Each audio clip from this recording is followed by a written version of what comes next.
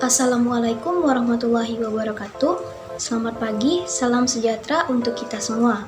Apa kabarnya anak-anak? Baik, Bu. Baik ya, sebelum kita mulai pembelajaran kita pada pagi hari ini, ada baiknya kita berdoa terlebih dahulu. Silakan ketua kelas untuk memimpin doa. Menurut saya masing-masing. Doa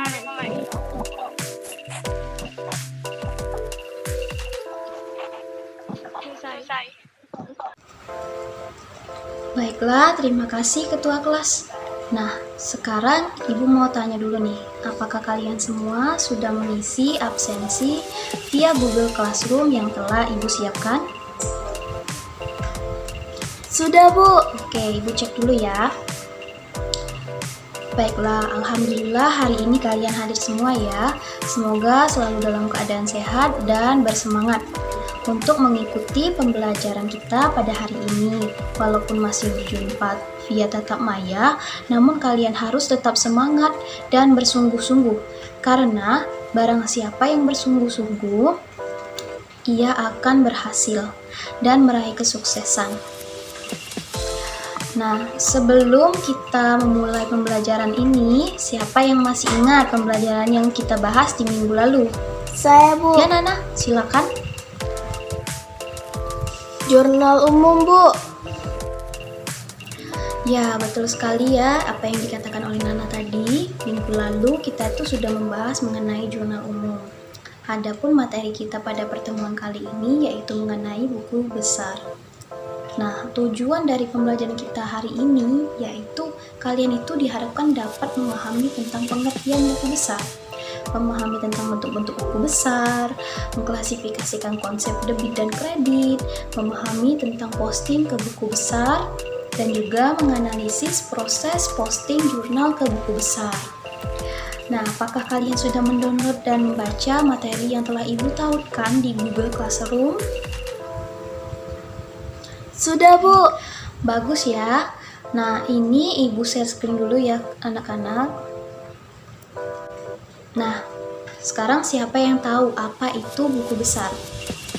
Saya, Bu. Ya, Caca, silakan. Buku besar adalah buku yang berisi akun-akun perkiraan yang terkait dengan pencatatan transaksi keuangan.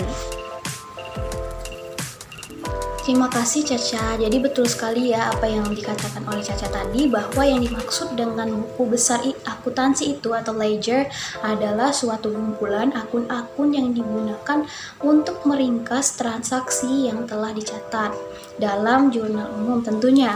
Nah, buku besar akuntansi ini juga dapat diartikan sebagai sebuah tahapan catatan terakhir dalam akuntansi atau book of final entry yang menampung ringkasan data yang sudah dikelola atau dikelompokkan, diklasifikasikan yang berasal dari jurnal. Buku ini berisi tentang perkiraan-perkiraan yang mengikhtisarkan pengaruh adanya transaksi keuangan terhadap perubahan sejumlah akun. Akun-akun yang tercatat di dalam buku besar akuntansi perusahaan merupakan akun-akun yang berbeda seperti akun aktiva, kewajiban, dan modal perusahaan. Selanjutnya ada pun bentuk-bentuk dari buku besar, yaitu ada 4 bentuk ya. Nah, baiklah. Jadi bentuk yang pertama itu adalah bentuk T. Buku besar yang bentuk T ini, kenapa disebut bentuk T? Karena ia hanya berbentuk seperti T saja, di mana kolomnya dibagi menjadi 2. Kanan menunjukkan sisi kredit, di kiri menunjukkan sisi debit. Jadi agak simple dan ini yang termudah ya bentuknya. Yang kedua yaitu bentuk skontro. Nah, bentuk skontro ini biasanya disebut juga dengan bentuk 2 kolom. Nah, skontro ini juga artinya itu sebelah atau bersebelahan, di mana terdapat sisi kredit dan debit saja. Nah, skontro ini sering digunakan dalam perusahaan dan cukup penting ya. Selanjutnya, yang ketiga, buku besar bentuk stapel berkolom saldo tunggal biasanya digunakan dalam perusahaan yang memiliki banyak jumlah transaksi. Nah, kolom saldo ini digunakan untuk menuliskan hasil setelah transaksi debit ataupun kredit.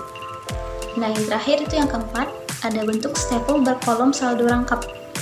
Yang membedakan dari bentuk stapel berkolom tunggal tadi, yaitu cuma dalam kolom saldo itu dibagi menjadi dua kolom lagi, yaitu kolom debit dan kredit. Nah, selanjutnya mengenai konsep debit dan kredit. Nah, debit itu sendiri merupakan pencatatan akuntansi di mana aset dan biaya mengalami peningkatan. Ingat ya, debit biasanya berada di sisi sebelah kiri dan pertambahan aset bisa berupa penambahan uang, alat hingga hal yang tidak berwujud secara langsung seperti sewa ataupun piutang. Sedangkan kredit adalah pencatatan akuntansi untuk akun hutang dan ekuitas yang mengalami peningkatan. Kredit biasanya terletak di sisi kanan. Nah, di sini udah ada jurnal umum ya, di mana terdapat kas dan modal. Yang mana setiap transaksi ini ketika akan kita posting ke buku besar, maka harus kita pisahkan terlebih dahulu. Ingat, dipisahkan terlebih dahulu ya. Buatlah kolom buku besar terserah mau bentuk apapun, bentuk tis, kontrol dan lain-lain. Sini ada yang tahu nggak ibu pakai jenis apa? Stapel saldo tunggal, Bu. Benar sekali ya. Selanjutnya kita masukkan kas di sisi debit dan di sisi kreditnya kita kosongkan. Nah, siapa yang tahu kalau kasnya ibu kurangin jadi 500.000? Ditaruh di mana ayo? Kredit, Bu. Betul, di kredit ya. Dan otomatis saldo juga akan berkurang menjadi 14.500.000. Dan ini modal diletakkan di sisi kredit ya. Ini ada jurnal umum, silahkan kalian bentuk 4 kelompok, masing-masing dari kelompok terdiri dari 5 ataupun 6 orang, dan wajib posting masing-masing 2 buku besar. Silahkan berdiskusi, ibu beri waktu 15 menit dari sekarang ya.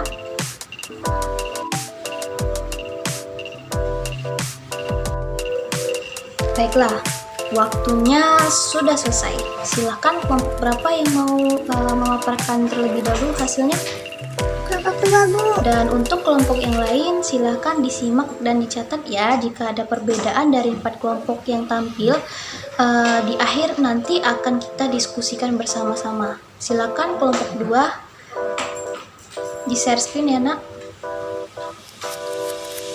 Oke, baiklah, terima kasih kelompok 2. Selanjutnya silakan kelompok 1 untuk share screen hasilnya.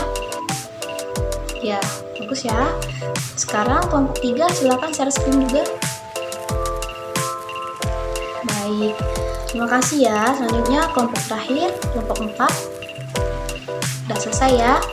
Nah, bagaimana anak-anak? Apakah ada perbedaan jawaban dari apa yang sudah teman-teman kalian berikan tadi?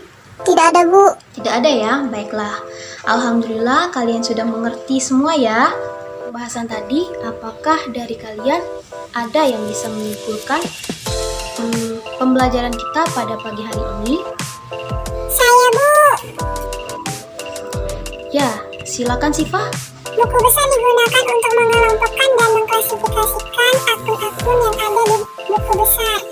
Dan selain memudahkan proses pembuatan laporan keuangan, buku besar perusahaan juga akan memudahkan pembuatan jurnal berikutnya. Itu saja, Bu. Terima kasih. Baiklah, tadi sudah kita pelajari ya materi mengenai buku besar. Dan dapat kita simpulkan bahwa buku besar ini digunakan untuk mengelompokkan dan mengklasifikasikan akun-akun. Nah, sudah tak terasa ya, sudah selesai materi kita mengenai buku besar ini. Sebagai umpan balik, kita pada pembelajaran kali ini, Ibu sudah siapkan kuis via Quizizz. Silakan diakses, linknya sudah Ibu tautkan di Google Classroom. Dan silakan dikerjakan sesuai waktu yang telah diberikan. Untuk materi minggu depan, kita akan membahas mengenai ayat jurnal penyesuaian. Tetap semangat dan terima kasih. Semoga apa yang kita pelajari hari ini dapat kita implementasikan di kehidupan kita ya. Apabila ada kata yang kurang berkenan, Ibu minta maaf kepada Allah, Ibu mohon ampun. Wassalamualaikum warahmatullahi wabarakatuh. Ketemu lagi ya anak-anak minggu depan. Baiklah, terima kasih.